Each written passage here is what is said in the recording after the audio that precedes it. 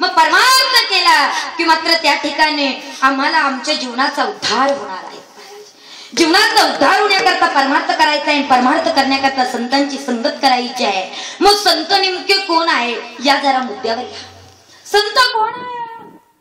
संतांमध्ये आमच्यामध्ये काय फरक आहे? जरा तीन बाजूला मुद्दे मांडू आपण. संत देव काय? देव संत माणूस यामध्ये फरक आहे. तुम्ही म्हणत ताई जरा सांगा ना आम्हाला काय फरक आहे. सांगता येईल शास्त्र म्हणतं आधी ना अंत.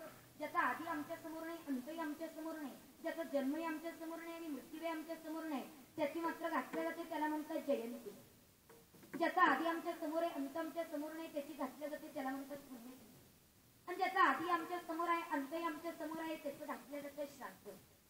मग ज्याचा आधी आणि अंत आमच्या समोर नाही, त्याची जयंती घातल्या जाते. तो असा कोण आहे? मग देवाची घातल्या जाते जयंती, संतांची घातल्या जाते पुण्यतिथी आणि माणसाचं घातल्या जातं श्राद्ध. त्याच्यातही कार्टे ध्यानावर असले तर श्राद्ध. नाही तर महाराष्ट्राला कोणता रोग आलाय तेच कळना महाराज. बापाचं श्राद्ध सुद्धा काहींच्या लक्षात नाही. पहा ना तुम्ही, काही पोरं म्हणतात घ्या तिकडच्या तिकडं उरकून दाव, मी आता इकडे नोकरीला, कसं काही येऊ तिकडं काही जमत नाही. बरं श्राद्धाचा विषय जरा बाजूला ठेवा, पण पितृपक्ष जर आलात ना महाराज त्याच्यात फार पंचायत आहे बघा ना. पितृपक्षामध्ये कितीतरी मुलांच्या आपल्या आई बापाचे पित्र कधी येईल ते सुद्धा लक्षात नाही.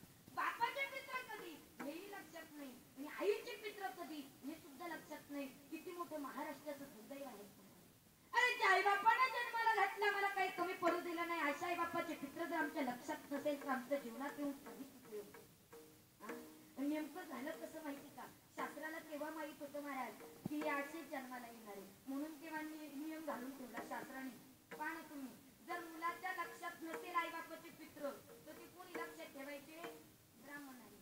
म्हणजे बाप मारायचे यांचे लक्षात ठेवायचे त्यांनी. काय विशेष हो? बाप मारायचे यांचे पण पित्र लक्षात ठेवायचे त्यांनी. त्याच्यातही ब्राह्मणाच्या किती लक्षात असला तर बरं आहे आणि त्याच्याही लक्षात नसलं तर पुन्हा विधीला माहित होतं विधीला माहित होतं. मग विधीने ठरवलं मुलाच्या लक्षात नसलं, ब्राह्मणाच्या लक्षात नसलं तर मात्र बापाची घातल्या जाते त्याला म्हणतात सर्व पितरी अमावस्या. सगळं एक कृती घ्यायची एकदा घालून टाकायची.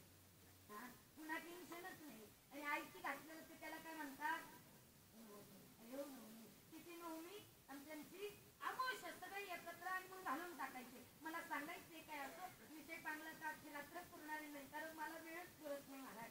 असो पण मला सांगायचे काय, देवाची जयंती घातल्या जाते, माणसाचं श्राद्ध घातलं जातं. पण तुम्ही आम्हाला प्रश्न विचारला पाहिजे ताई, देवाची जयंतीच का, संतांची पुण्यतिथीच का, माणसाचं श्राद्धच का?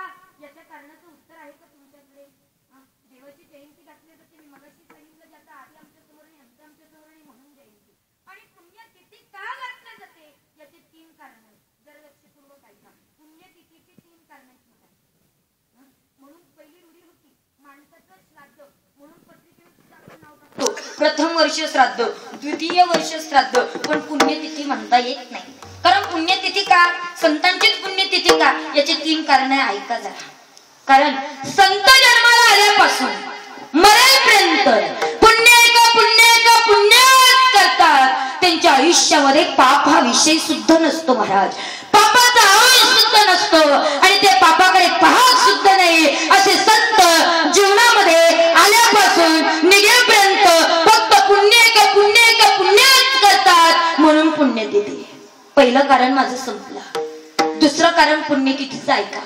संत ज्या तिथीला जातात ती अमावास्या असो किंवा पौर्णिमा असो कोणताही दिवस असो, पण ज्या तिथीला संत जातात ती तिथी पुण्याची बनते म्हणून पुण्यतिथी.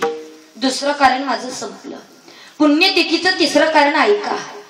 ज्या तिथीला संत जातात ती पुण्यतिथी संतांची आपण जर साजरी करत असाल तर फक्त माणसाच्या आयुष्यामध्ये संतांची पुण्यतिथी साजरी केल्यानंतर पुण्य वाटायला येतं म्हणून पुण्य